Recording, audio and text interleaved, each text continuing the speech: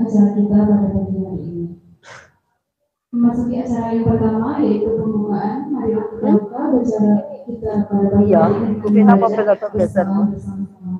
Bismillahirrahmanirrahim.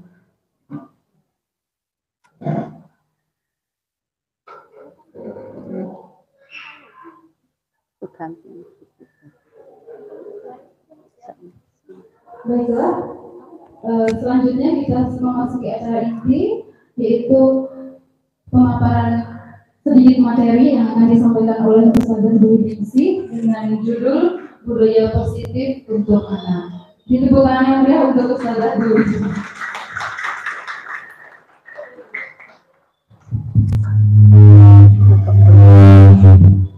Nanti waktunya kan kalau jam 10 kan 1 jam. Bisa sudah selesai materi itu langsung diskusi aja bahasanya, diskusi. Jadi nanti dibahas bersama. Yang mau bersama. Kenapa? Bang. Bismillahirrahmanirrahim. Assalamualaikum warahmatullahi wabarakatuh. Alhamdulillahirabbil alamin wa bihi nasta'inu ala umuri dunya waddin wassalatu wassalamu ala asrofil anbiya'i wal mursalin wa ala alihi wa sahbihi ajma'in. Kepada yang terhormat Dewan Pembina Yayasan, kepada yang terhormat Dewan Pengurus Yayasan Insan Madani Mulia, kepada yang terhormat Kepala Sekolah KB, TK, SD, dan SMP IT Insan Madani Mulia, kepada yang terhormat para ustadz dan ustadzah yang berbahagia pada hari ini. Puji syukur alhamdulillah, mari kita panjatkan kepada Allah Subhanahu wa taala yang telah memberikan nikmat kepada kita, yaitu nikmat iman, Islam, dan ihsan, sehingga pada pagi hari ini kita dapat berkumpul di sini dalam acara seminar budaya positif dalam keadaan sehat walafiat. Amin. Amin. Salawat serta salam Allah semoga tetap terlimpahkan kepada junjungan kita, yaitu Nabi Muhammad Sallallahu Alaihi Wasallam, yang telah memberikan hidayah kepada kita, yang telah memberikan pencerahan kepada kita, yaitu agama Islam, dan semoga kita sebagai umatnya bisa mengikuti jejak-jejaknya, dan harapannya di hari akhir nanti kita bisa mendapatkan syafaatnya. Amin ya rabbal alamin. Selanjutnya saya ucapkan banyak-banyak terima kasih atas kesempatan dan waktunya yang diberikan kepada saya.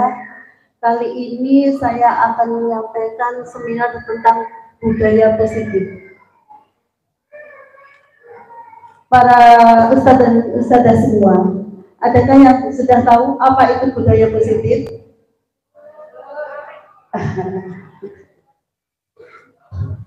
Budaya positif adalah merupakan perwujudan dari nilai-nilai atau keyakinan universal yang diterapkan di sekolah. Jadi seperti suatu pembiasaan yang kita laksanakan di sekolah. Menurut KBBI, budaya positif adalah pikiran, akal budi, atau sesuatu yang sudah menjadi kebiasaan yang sudah diubah. Jadi yang mungkin kita sebenarnya sudah pernah melakukan, tapi sudah tahu apa belum itu termasuk budaya positif atau apa belum. Lanjut. Bagaimana penerapan budaya positif? Penerapan budaya positif sudah sepatutnya diterapkan oleh seluruh warga sekolah. Dengan penerapan budaya positif, guru harus mampu menjadi role model atau teladan dalam posisi sebagai manajer, yaitu sebagai pemimpin pembelajaran yang lebih menuntun tumbuhnya kesadaran dalam diri murid. Sebagai langkah awal, bisa dimulai dengan menerapkan dan membiasakan budaya positif di lingkungan sekolah.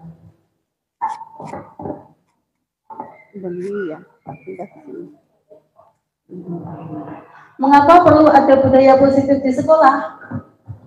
Pengembangan budaya positif dapat menumbuhkan motivasi intrinsik dalam diri anak untuk menjadi pribadi yang bertanggung jawab dan berbudi pekerti luhur serta berakhlak mulia. Untuk memahami budaya positif, kita harus mampu memahami dulu budaya sekolah. Apa sih yang ada di sekolah kita? Contoh budaya sekolah, yaitu disiplin positif dan nilai-nilai kebajikan universal yang bertujuan menanamkan motivasi pada murid-murid kita, yaitu untuk menjadi orang yang mereka inginkan dan menghargai diri sendiri dengan nilai-nilai yang mereka percaya. Jadi yang sudah positif. Menurut Dianages tahun 1992, bahwa dengan mengaitkan nilai-nilai kebajikan yang diyakini, seorang anak motivasi intrinsiknya akan terbangun sehingga menggerakkan motivasi dari dalam untuk dapat mencapai tujuan mulia yang diinginkan. Jadi anak yang sudah melakukan budaya positif, tidak hanya anak ya, tapi gurunya juga. Insya Allah itu akan motivasi di dalam dirinya, motivasi intrinsiknya akan terbangun sehingga anak itu lebih termotivasi untuk mencapai tujuannya. Nilai-nilai kebajikan itu kita kenal dengan profil pelajar Pancasila. Sudah tidak asing ya, profil pelajar Pancasila? Insya Allah semua ustazah sudah tahu. Profil pelajar Pancasila ada apa ya? Antara lain yaitu 1. Beriman, bertakwa kepada Tuhan yang Maha Esa dan berakhlak mulia.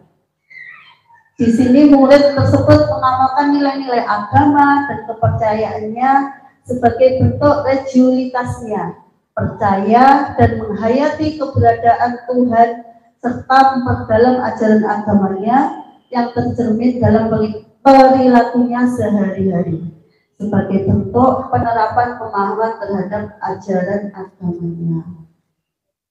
Jadi anak yang beriman tadi pasti sudah mengakui adanya Tuhan, mempercayai ciptaannya, dan semua perilakunya insya Allah sudah sesuai dengan apa yang diajarkan oleh Tuhan Yang Maha Esa. Profil belajar Pancasila yang kedua yaitu berilmu global. Murid dengan dimensi profil ini merupakan seorang murid yang berbudaya, memiliki identitas diri yang matang, mampu menunjukkan dirinya sebagai representasi budaya luhur bangsanya, serta terbuka terhadap keberadaan budaya daerah, nasional maupun global.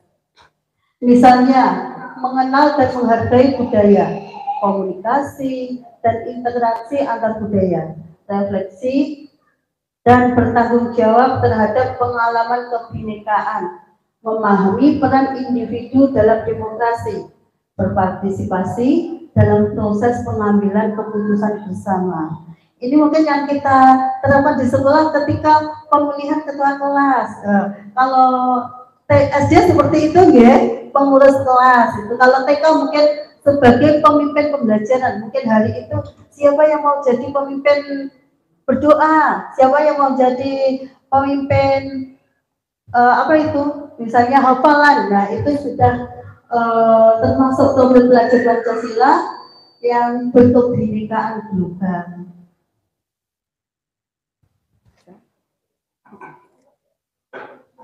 Profil belajar Pancasila yang ketiga yaitu gotong royong.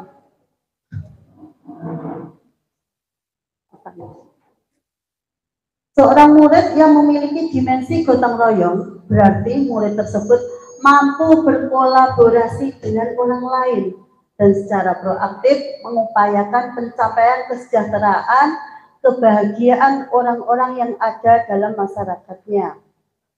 Beberapa elemen dan sub-elemen dari dimensi gotong royong yaitu kolaborasi, kepedulian pada lingkungan, dan berbagi. Maksudnya kolaborasi yaitu menjaga kerjasama yang baik baik dengan temannya, dengan yang guru sama ustadznya, ustadz-ustadzanya, baik kepada di atas kita, yaitu pihak-pihak sekolah, kepala sekolah, dan di tempat kita ada pengurusnya juga. Jadi itu perlu menjaga kolaborasi yang baik. Profil belajar Pancasila yang mandiri. Murid yang memiliki dimensi ini juga mampu mengelola dirinya sendiri, pikiran, perasaan, tindakan untuk mencapai tujuan pribadinya ataupun tujuan bersama, yaitu mengenal kualitas dan minat diri serta tantangan yang dihadapi, mengembangkan disiplin dan percaya diri. Jadi di sini anak yang mandiri itu pasti melakukan apapun dengan percaya diri, dan dia selalu memikirkan kesejahteraan tidak hanya untuk dirinya, jadi untuk lingkungannya, untuk teman-temannya juga. Selanjutnya, profil belajar Pancasila yang kelima, bernalar kritis.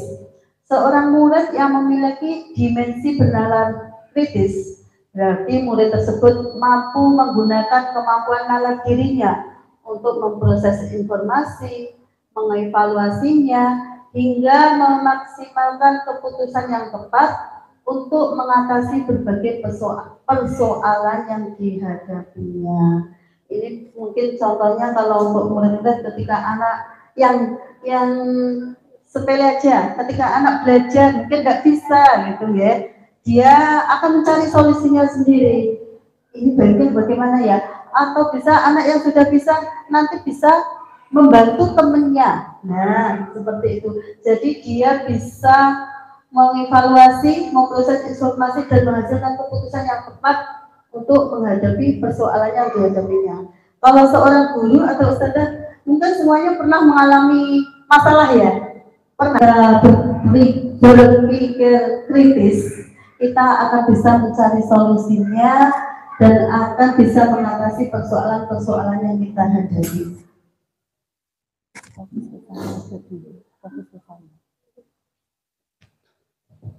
Profil belajar Pancasila yang keenam, yaitu kreatif. Seorang murid yang memiliki dimensi kreatif berarti mampu memodifikasi, menghasilkan sesuatu yang orisinal, bermakna, bermanfaat, dan berdampak untuk mengatasi berbagai persoalan, baik untuk dirinya sendiri ataupun lingkungan di sekitarnya. Nah, ini berkaitan dengan tadi yang berpikir kritis. Ini yang keenam yaitu kreatif, jadi anak mampu berinovasi. Dan mungkin yang diharapkan dia bisa menghasilkan yang pertama kali. Jadi dia yang orisinal, yang mencetak ya, yang pertama kali pokoknya. Untuk mewujudkan profil pelajar Pancasila, tentunya perlu peran pendidik untuk menuntun anak serta menumbuhkan profil yang dijabarkan. Jadi kita kan sekarang sudah kurikulum merdeka ya. Semua tujuannya di profil pelajar Pancasila, mencetak seperti itu. Bagaimana mewujudkan anak yang seperti itu? Itu tentunya membutuhkan peran seorang pendidik. Ustadz-ustadzanya juga tahu peran pendidik untuk menuntut anak yang menumbuhkan profil pelajar Pancasila sesuai yang saya sampaikan di atas tadi. Ketika murid-murid kita memiliki motivasi tersebut, mereka memiliki motivasi intrinsik yang berjangka panjang, motivasi yang tidak akan berpengaruh pada adanya hukuman atau hadiah. Nah, ketika anak yang melakukan disiplin positif tadi, pasti dia sudah akan timbul di dalam dirinya, yaitu motivasi intrinsik, motivasi dalam dirinya, bukan dari orang lain. Setelah itu, nanti motivasinya itu akan yang memiliki motivasi intrinsik yang berjangka panjang, motivasi yang tidak akan pengaruh pada hukuman atau hadiah, karena dia sudah benar-benar motivasinya dari dalam diri, bukan dari orang lain. Jadi nanti dia tidak akan mengharapkan hadiah ketika melakukan itu, karena benar-benar sudah timbul dari dirinya sendiri. Mereka akan tetap berperilaku baik dan berlandaskan nilai-nilai kebajikan karena mereka ingin menjadi orang yang menjunjung tinggi nilai-nilai yang mereka hargai atau mencapai suatu tujuan mulia. Nah, ini tujuan yang sangat bagus, menumbuhkan motivasi anak biar anak itu tidak tergantung pada hadiah dan ketika tidak melakukan malah mendapatkan hukuman. Ya, yang pokoknya yang tugasnya Ustadz-Ustadzah adalah menumbuhkan motivasi intrinsik pada anak. Ya, motivasinya anak itu biar keluar. Berbicara mengenai disiplin, ada kaitannya dengan peraturan. Dalam menjalankan peraturan ataupun keyakinan kelas atau sekolah, bila mana ada suatu pelanggaran, tentunya sesuatu pasti terjadi karena melanggar.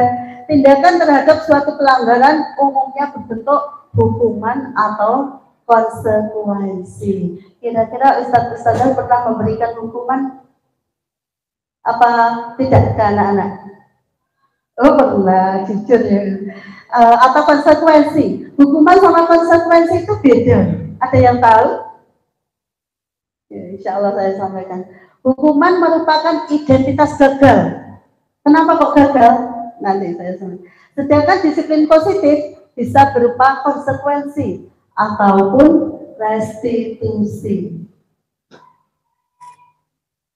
Pernah, ini perbedaan hukuman, konsekuensi ataupun restitusi. Apa yang dimaksud hukuman itu? Hukuman itu bersifat terencana, tidak terencana atau tiba-tiba. Hukuman bersifat satu arah. Kenapa kok satu arah? Hanya dari pihak guru yang memberikan dan murid hanya menerima suatu hukuman tanpa melalui kesepakatan. Nah, ini yang dinamakan hukuman. Jadi itu langsung dari gurunya, murid tidak membuat kesepakatan dulu. Atau pengarahan dari pihak guru. Jadi anak juga tidak tahu nanti hukumannya ini. Nah, itu tidak, karena ini namanya hukuman. Baik sebelum atau sesudahnya. Anak langsung dikasih tahu, langsung dihukum. Nah, hukuman yang diberikan bisa berupa fisik maupun psikis. Murid atau anak disakiti, baik itu melalui perbuatan yang diberikan lewat hukuman tadi, ataupun lewat kata-kata yang disampaikan gurunya tadi. Semoga setelah ini Ustadz-Ustadzah tidak memberikan hukuman ya kepada anak-anak ya. Jadi sudah tahu bedanya hukuman ataupun konsekuensi. Selanjutnya, apa itu yang dimaksud konsekuensi? Nah, ini konsekuensi yaitu disiplin dalam bentuk konsekuensi, sudah terencana atau sudah disepakati, sudah dibahas dan disetujui oleh murid dan guru. Nah, ini bedanya. Kalau konsekuensi anak diajak bicara, nanti anak diajak berkesepakatan bersama, nanti apa konsekuensinya jika tidak melakukan. Jadi ada kerjasama antara guru dan murid. Umumnya bentuk konsekuensi dibuat oleh pihak guru atau sekolah dan murid sudah mengetahui sebelumnya konsekuensi yang akan diterima bila ada pelanggaran. Pada konsekuensi ini, murid tetap tidak dibuat nyaman untuk jangka waktu yang pendek saja. Beda kalau hukuman, contohnya misalnya anaknya datang ke sekolah terlambat terus dihukum sama gurunya. Hukumnya bagaimana? Bagaimana?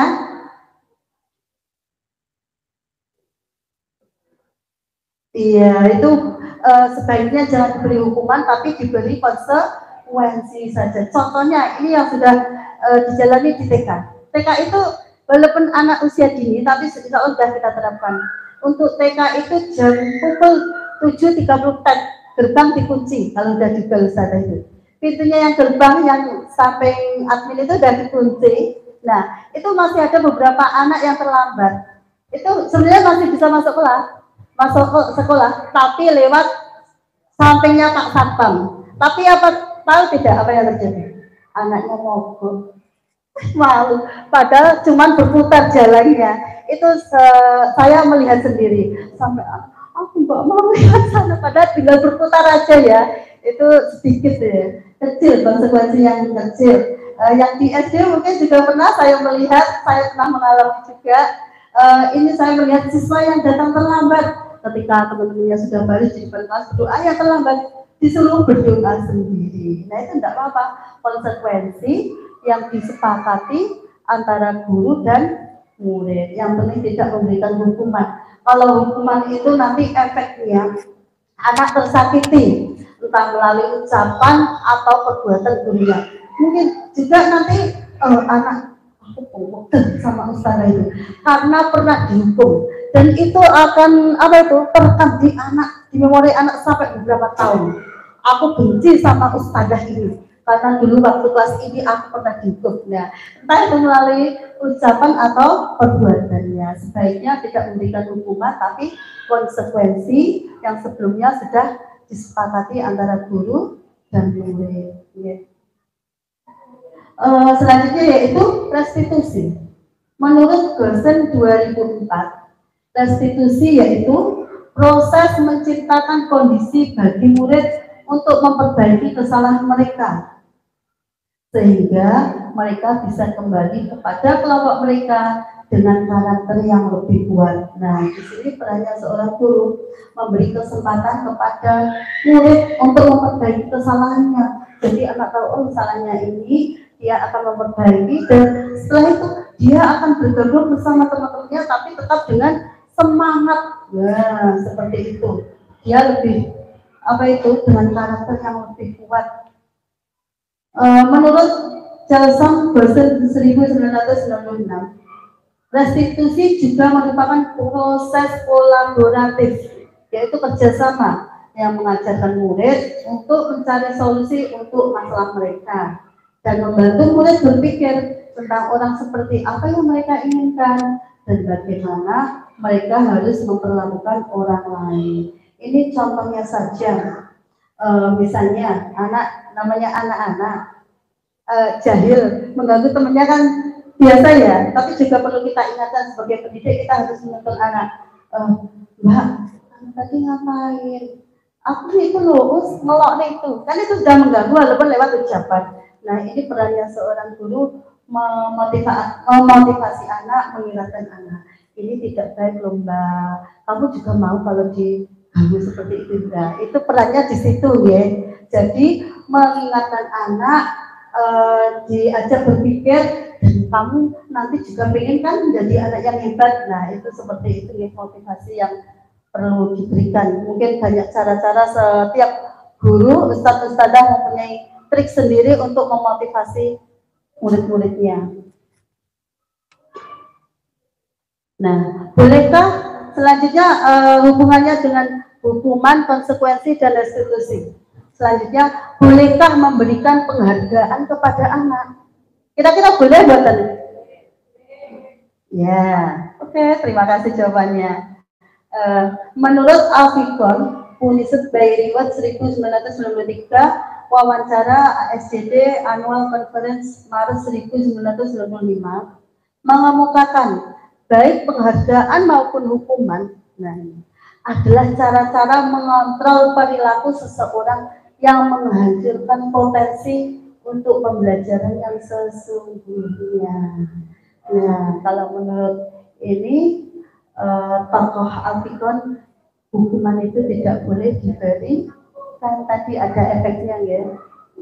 Menurut Kon, secara ideal tindakan belajar itu sendiri adalah penghargaan sesungguhnya. Jadi ketika anak sudah mau belajar loh, itu sudah penghargaan dari diri anak loh. Jadi jangan ketika melakukan kesalahan langsung dihukum, tidak boleh ya. Jadi penghargaan itu efektif hanya dalam waktu jangka pendek, dan sebaliknya tidak efektif dalam jangka waktu panjang. Nah, karena penghargaan dapat merusak hubungan. Misalnya kalau kita sebaiknya memberikan penghargaan, nanti anak-anak ketergantungan. Aku mesti naik nomor 1 dikai hadiah ustazah. Besok aku akan nomor 1 lagi. Seperti itu anak motivasinya. Tapi ketika ustazahnya di lain hari tidak membawa hadiah, Apa yang terjadi?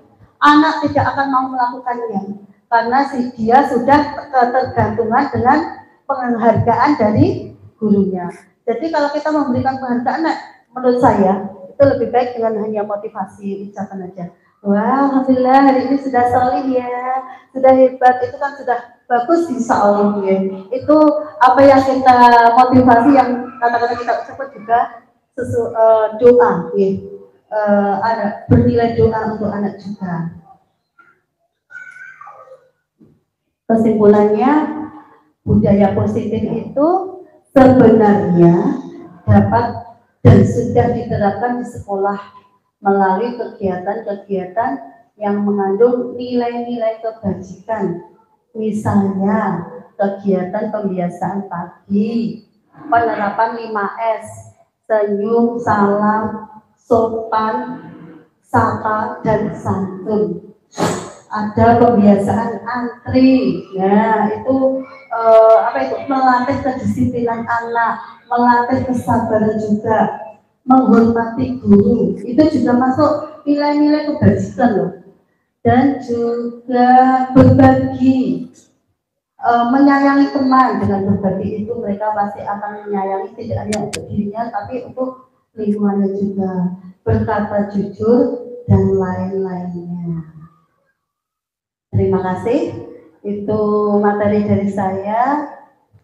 Masih ada waktu, Monggo selanjutnya masih ada waktu, saya minta keaktifannya nanti untuk saling diskusi saja. Di sini saya masih belajar, saya masih membutuhkan semuanya saran pendapat. Jadi ketika nanti ada masalah kita bahas bersama-sama ya, sama-sama belajar insya Allah. Monggo. Ya, terima kasih. Terima kasih Ustazah Dwi. Insya Allah apa yang materi yang disampaikan bisa bermanfaat untuk semua ustadz dan ustazah. Dan juga ini sebagai tantangan untuk kita semua agar bisa membangun atau menjadikan murid kita sebagai pelajar Pancasila. Monggo ustazah jika ada yang ingin disampaikan bisa langsung disampaikan. Kita diskusi bersama ya di sini. Monggo, silakan angkat tangan. Monggo Ustazah, kita bahas bersama ya. Monggo minta keaktifannya.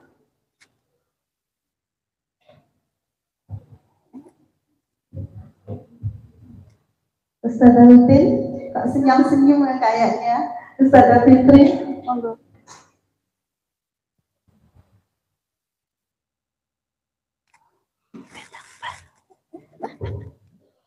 Terima kasih atas waktunya. Luar biasa hari ini dapat ilmu baru dari Ustazah Dwi terkait yang sudah disampaikan tadi. Yang ingin kami sampaikan dengan jenengan terkait yang tadi disampaikan, jika anak melakukan misalkan pelanggaran atau sesuatu yang tidak baik, dan tidak boleh diberi hukuman. Atau mungkin kalau usia anak-anak SD, apalagi yang sudah kelas atas, bagaimana ketika anak-anak tersebut melakukan kesalahan, sebenarnya sudah diberi konsekuensi yang sudah disepakati. Akan tetapi biasanya mereka itu melakukan kembali kesalahan tersebut.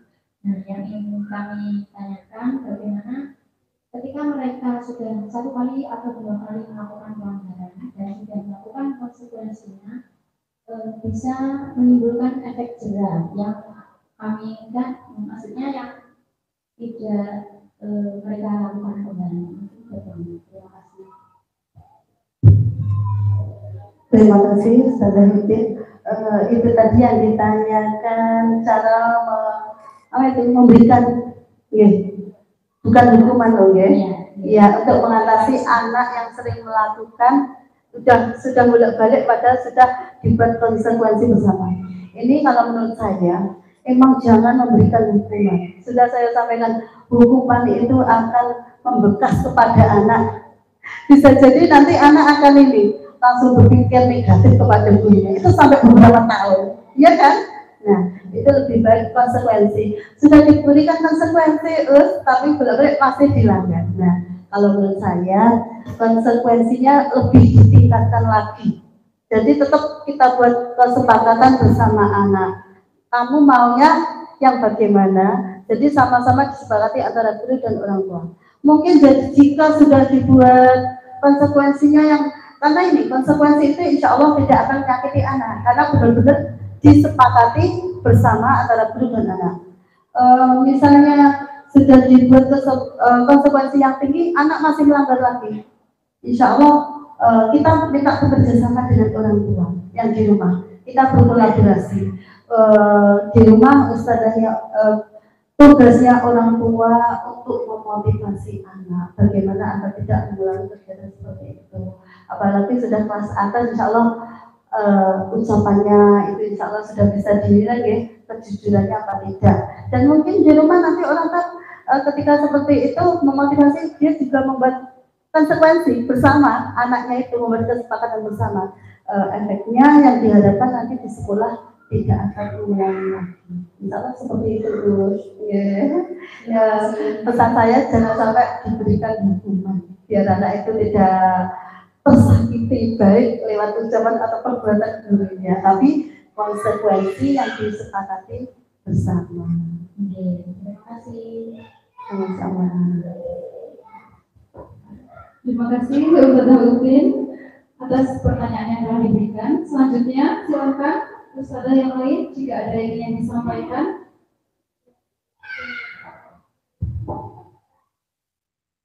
Monggo. Sudah Tari kayak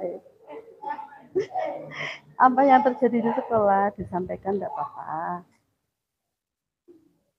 Ustadz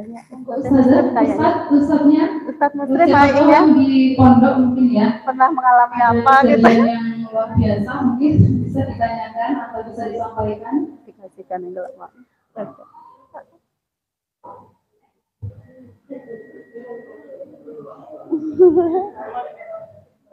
Iya.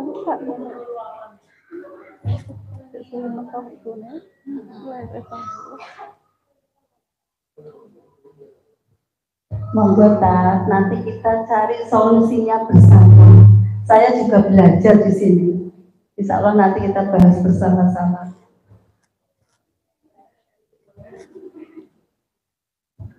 Alhamdulillah, selama kita menjadi muslim di pondok, menurut saya sendiri, alhamdulillah anak-anaknya belum pernah melakukan seperti yang tidak bisa kita atasi. Dengan atas omongan, seandainya kamu melakukan pelanggaran, nanti dengan ucapan denda, dan denda itu kita wujudkan, hanya menakut-nakutkan supaya dia merasa bahwa denda ini lebih mengatasi dia melakukan pelanggaran dan insya Allah tidak sakit. Sedangkan kalau kita melakukan fisik atau ucapan yang lain, itu insya Allah menjadi mereka sakit hati dan susah melupakan. Dan insya Allah waktu kita menjadi muslim, bagi saya hanya cuma melakukan itu dan mereka sudah taat. Jadi momen-momen yang melanggar pelanggaran berat itu belum ada. Jadi belum bisa menanyakan seperti itu. Terima kasih. Ya, berarti sukses dia menjaga santriwan-santriwati di pondok ini. Terima kasih Kak. Dia punya trik tersendiri, punya tips sendiri bagaimana anak-anak agar tidak melakukan pelanggaran. Terima kasih ya Kak. Monggo selanjutnya dari KBTK belum ada yang tanya. Kita bahas bersama. Saya juga belajar di sini. Monggo. Ada yang mau tanya? Ya, enggak apa-apa. Ya gantian nanti tuh. Estondang dong. Enggak apa-apa nanti ganti belakang. Muridmu di kelas disampaikan aja. Ya enggak masalah. Masalahmu apa? Oh, bisa besar anak. Iya, direkam. Bisa makan. Mau tanya terus, saya dari TKIP. Ini tentang kayak nggak mau mengantri ya, karena itu pengennya nomor 1. Kalau untuk ganti giliran itu nggak mau, terus ada siswa ngangkat kalau nggak boleh ke depan nomor 1 besok tidak mau masuk lagi. Untuk bersabar itu tidak mau. Kemudian pokoknya ada temennya yang lainnya juga pengen ngantri di depan, tapi anak yang 1 ini pokoknya mintanya yang nomor 1. Minggu-minggu ini masih agak belum mau untuk dikasih pengertian. Terima kasih, mati terus. Terima kasih Ustazah Tari dari KTTKT Semadani. Itu sebenarnya hampir tiap hari ya. Namanya anak-anak, apalagi anak usia dini itu masih individual, maunya menang sendiri. Apa mungkin nanti di rumah dia juga seperti itu? Nah, itu banyak penyebabnya juga. Apa dia baru anak tunggal, jadi kayak orang Jawa di ujung ya, bayi ngopeni bue, pakde, bule, wah semuanya bukan kebutuhan, tapi semua keinginan dituruti. Nah, itu yang bahaya. Menurut saya penyelesaiannya di sekolah dulu ya. Kalau di sekolah itu setelah kejadian seperti itu, guru memanggil anaknya dan bisa diajak dibuat kesepakatan bersama, diberikan kita buat konsekuensi. Mas, kamu tadi loh baru datang, kok langsung di depan? Misalnya gitu, iya Pak, aku kan pengen diri. Nah, seperti itu. Iya, Mas coba, kalau misalnya besok kamu tuh datangnya paling pagi, kamu barisnya paling depan sendiri. Terus ada temenmu baru datang, kamu langsung digeser temenmu, kamu taruh di belakang, kamu mau apa enggak? Ya, diajak buat kesepakatan seperti itu. Nah, jadi kita kan punya teman, kita harus menghormati teman, menyayangi teman, mau berbagi. Tidak hanya makanan loh berbagi itu, tapi dalam hal apapun itu kalau di sekolah. Jadi guru memotivasi anak, biar anak itu tahu oh kesalahannya tadi ini, tapi setelah tahu kesalahannya dikuatkan. Besok jangan diulangi lagi, dan jika kamu seperti itu mau apa enggak, biar anak juga ikut berpikir juga kan. Nah, tahu solusinya. Untuk yang di rumah mungkin tadi kan banyak kemungkinan, banyak penyebabnya kenapa anak di sekolah kok seperti itu. Mungkin juga seperti yang saya sampaikan, dia di rumah masih anak tunggal, masih dimanja sana sini, Pak D, Bude, Mbak Uti, Ibu, semua keinginan dipenuhi.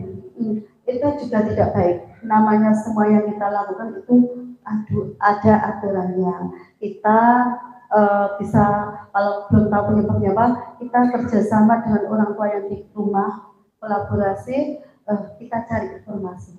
Bu, putranya jenengan itu kalau di sekolah seperti ini loh Bu, kamu baris kok mau yang menang sendiri ya.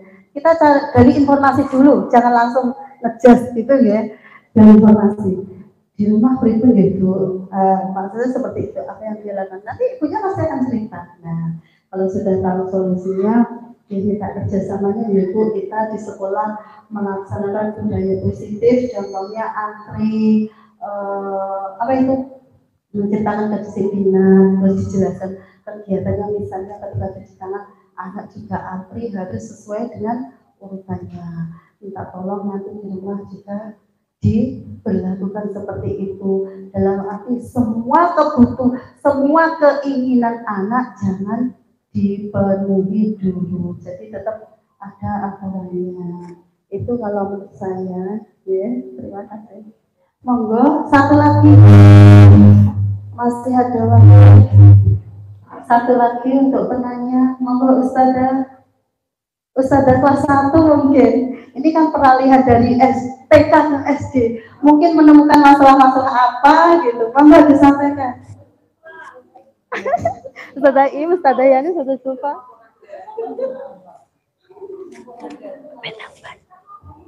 Sedang seru.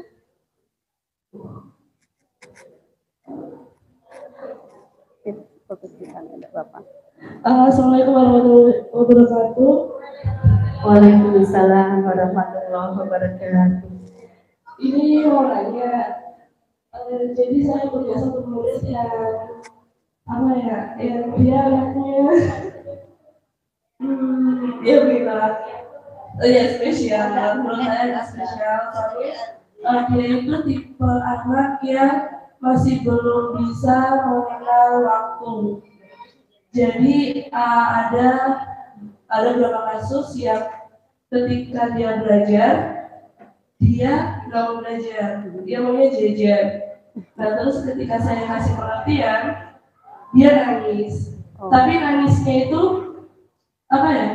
Yang pertama nangisnya keras, yang kedua dia suka apa yang tidak dia penuhi, itu dia lempar barang, kayak gitu. Jadi terkadang saya bingung apa yang harus saya lakukan, kayak gitu. Dan itu nggak terjadi sekali dua kali, tapi hampir setiap hari dengan kasus, maksudnya dengan alasan yang berbeda. Kayak contohnya dia sulit dia nggak mau menulis.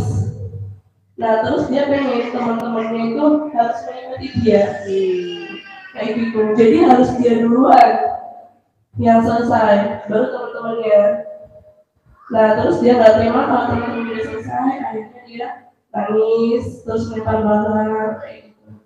Jadi gitu sih, dan saya bingung apa yang harus saya lakukan. Terima kasih. Assalamualaikum warahmatullahi wabarakatuh.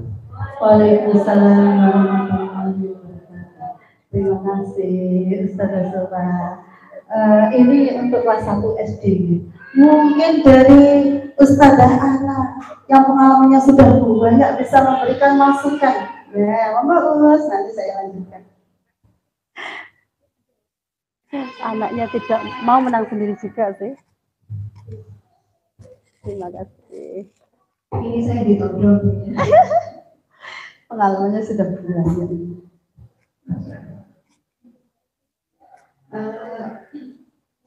Kembali ya tadi seperti yang sudah disampaikan tadi, bahwa sebenarnya ketika kita mendidik anak itu, yang pertama bahwa kita mengenali anak itu terlebih dahulu. Jadi yang pasti bahwa kita ingin bahwa anak itu tidak mengerti kita. Jadi kita membangun kedekatan terlebih dahulu. Jadi sebenarnya kalau Ustazah Zulfa lebih punya ilmunya itu psikolog ya. Itu kayaknya atas kita. Iya, enggak apa-apa. Kita sharing saja di sini. Sama-sama belajar ya. Saya juga belajar di sini. Ya, jadi kalau saya itu membangun kedekatan dulu.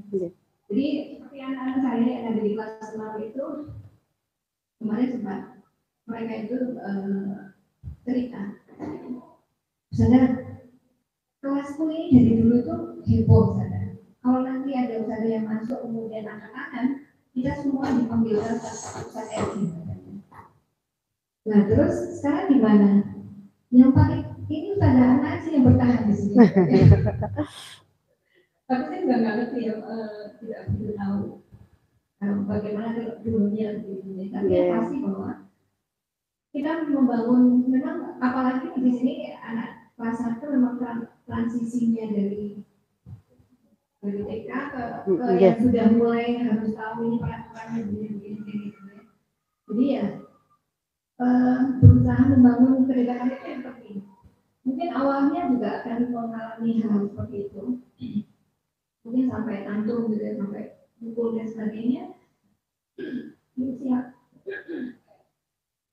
Di usia seperti itu mungkin pertama kalau saya memperlakukannya dengan kalau misalnya sampai kemudian nangis gitu ya, kita berikan waktu dia untuk nangis. Mungkin kalau misalnya di luar ya kita sampai dia bisa diajak ngomong gitu, kalau sudah maunya gimana mas. Sekarang seperti itu. Jadi yang mungkin jadi permasalahan, bukan permasalahan sebenarnya, kelas-kelas bawah itu kan memang harus butuh 2 orang guru gitu. Pendamping gitu ya. Yang ini saya tadi sempat mau ada dokter Yoso, mau ngomong itu kok kayaknya nggak enak gitu. nggak Jadi apa-apa. ketika kita menanamkan anak, itu ada partner kita yang lain yang kemudian pegang kelas. Iya. Sehingga kita tidak kewalahan gitu sebenarnya. Itu idealnya seperti itu. Jadi untuk menyelesaikan suatu masalah kita butuh waktu. Nah ini karena kita harus berbagi yang menenangkan anak ini ya, kemudian kelas gitu ya, jadinya ya lumayan membutuhkan Tenaga ekstra. Jadi ya, kalau misalnya dia mau nangis ya biarkan nangis dulu, mas silakan nangis, nanti kalau sudah selesai, walaupun itu nanti keberhasilan itu juga kita belum ini ya, masih akan butuh waktu panjang. Iya, gitu ya. beda setiap anak. Jadi ya kita harus bisa jadi pelan-pelan gitu ya, dan harus sabar dengan waktu yang agak panjang gitu. Ya, sehingga kita tahu bahwa pendidikan dasar itu ada di yang namanya saja dasar itu ada di dalam, tidak tahu. Kemudian dia nanti akan berkembang lebih tinggi lagi, lebih besar lagi, sehingga ya kita memang harus perhatian kepada pendidikan dasar itu terus-terusan. Sehingga tadi sebenarnya yang PR kita juga ya untuk bisa khususnya untuk kelas-kelas bawah tidak bisa untuk menghadapi hal seperti ini memang tidak sendiri. Jadi kalaupun mungkin ada yang nangis, ya kita tetap ngajar, mungkin ada teman yang lain yang bisa diminta tolong untuk membereskan istilahnya anak-anak yang seperti ini, karena agar tidak terbawa di kelas-kelas berikutnya di usia yang lebih seperti itu. Terima kasih ya Ustazah Ana, bagus sekali. Saya lanjutkan saja. Sebenarnya sudah benar apa yang disampaikan Ustazah Ana. Ketika kita mempunyai anak didik, kita mau memberikan belajar. Langkah pertama yang kita lakukan adalah mengenali kebutuhan anak dan mengenali karakteristik anak. Oh, si A ini karakteristiknya bagaimana? Dia maunya bagaimana? Dan mungkin ada 2 ini. Tadi anak yang bermasalah tadi dia maunya waktu yang belajar dia pengen jajan. Dia mungkin pengen punya alasan tersendiri kenapa melakukan itu. Nah, dia juga pengen kebebasan. Dia belum siap untuk langsung belajar di kelas. Nah, apalagi anak usia kelas 1 peralihan dari TK dan SD. Wah, itu juga masih masa-masa seperti adaptasi. Nah, kalau kita sudah tahu karakteristiknya anak, jadi anak-anak generasi A, B, C, D itu berbeda-beda dan kebutuhannya juga beda. Untuk menyamakan itu perlu proses juga sebenarnya, tidak langsung. Karena tadi apalagi anak yang punya gangguan tersendiri ya, itu biasanya kita kalau yang sudah pernah dilakukan di TK itu kita kerjasama juga dari orang tua yang di rumah. Jadi kita sama-sama saling jujur apa yang sudah dilakukan anak di rumah dan di sekolah, nanti kita kerjasama agar apa yang kita kesepakati bisa dilakukan anak di sekolah dan di rumah.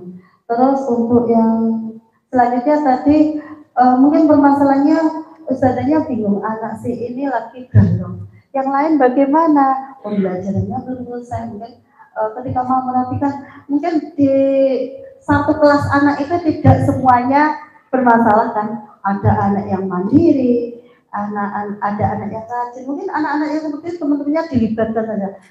Saya mengalami sendiri, anak itu kalau dilibatkan dalam pembelajaran seneng. Contohnya saja, ini ketika saya masih mengajar, sudah sebentar lagi waktunya pengambilan snack di bawah. Kan enggak mungkin kelas saya tinggal kalau masih kondisinya belum terlalu. Saya meminta anak yang paling hebat di situ. Nah, minta tolong dong, apa dia sudah siapa yang mau bantu saudara saya, saya itu anak-anak seperti itu, minta tolong ambil snack di bawah ya. Insya Allah anak-anak yang hebat dia percaya diri dan sudah mandiri bisa melakukannya. Insya Allah sudah bisa mengikuti apa yang kita perintahkan. Nah mungkin kalau anak-anak tadi karena saudara baru satu, mungkin bisa saja ketika melakukan mainan atau apa, kita di situ bisa mengambil pemimpin kelas hari itu saja. Jadi kita bergantian untuk pemimpinnya. Siapa hari ini yang bantu Ustazah, nanti tolong teman-temannya dijaga ya.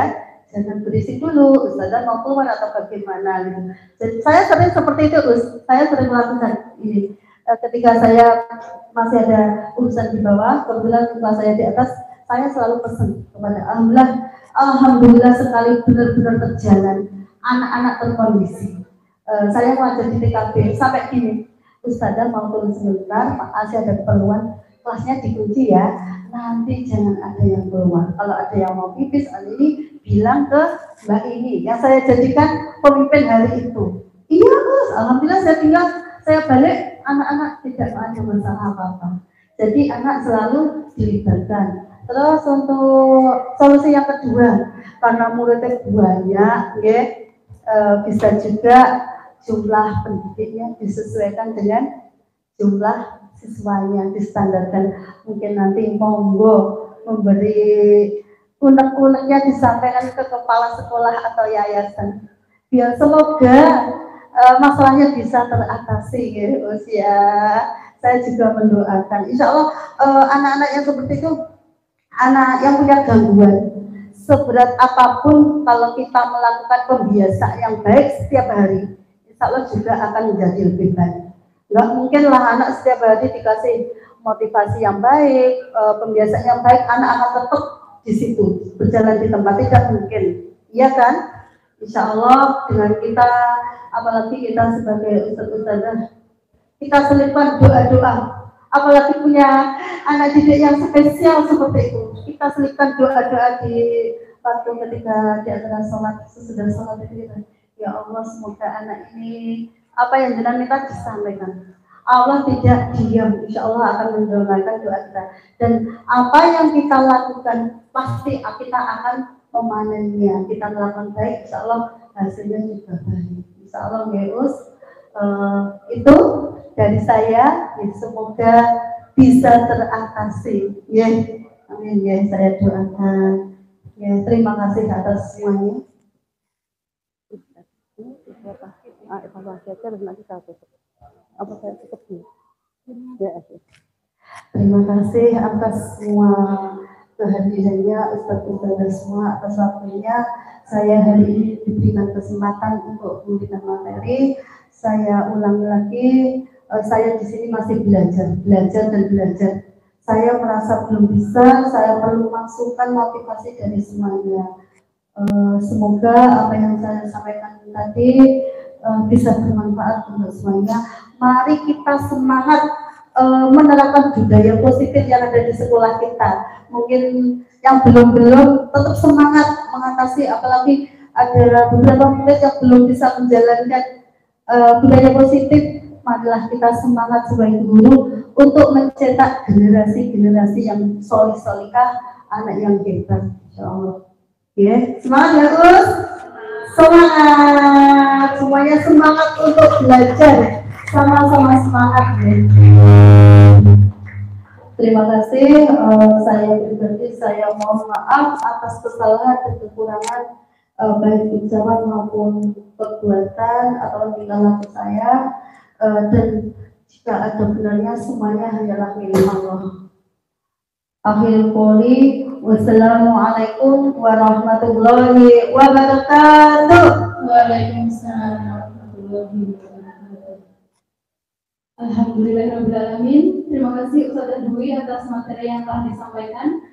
Semoga apa yang disampaikan oleh Ustazah Dwi dan kita diskusikan bersama hari ini dapat bermanfaat dan bisa memotivasi ustaz-ustazah untuk tetap semangat dalam membimbing anak didiknya di kelasnya masing-masing tentunya. Marilah kita tutup acara kita pada pagi hari ini dengan membaca hamdalah, istighfar, dan doa kafaratul majlis. Alhamdulillah.